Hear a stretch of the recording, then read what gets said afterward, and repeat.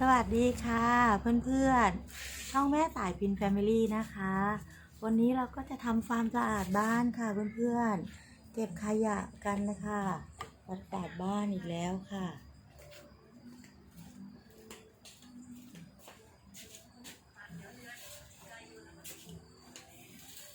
น้องฟองเดินเร็ว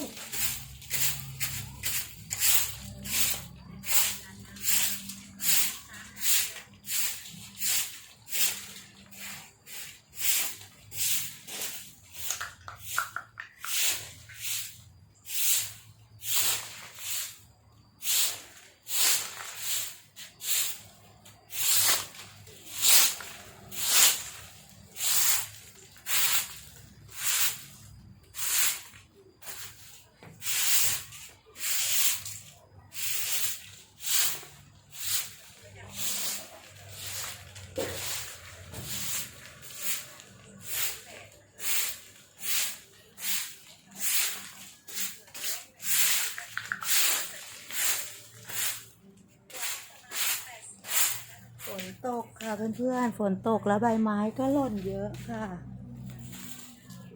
ฝากกดติดตามช่องแม่สายพินแฟมิลี่ด้วยค่ะ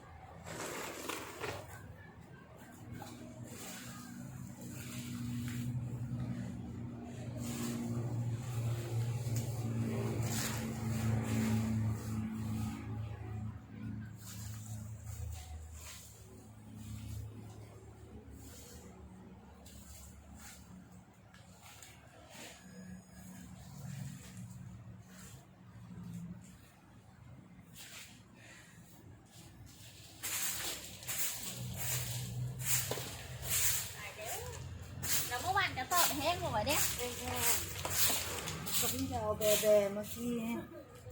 เผื่อแห้งอันบนแล้วเปล่าอันบนน่าจะแห้งอยู่หรอกถ้ามันเปียกมันคืนเนาะเอาอันบนนู่น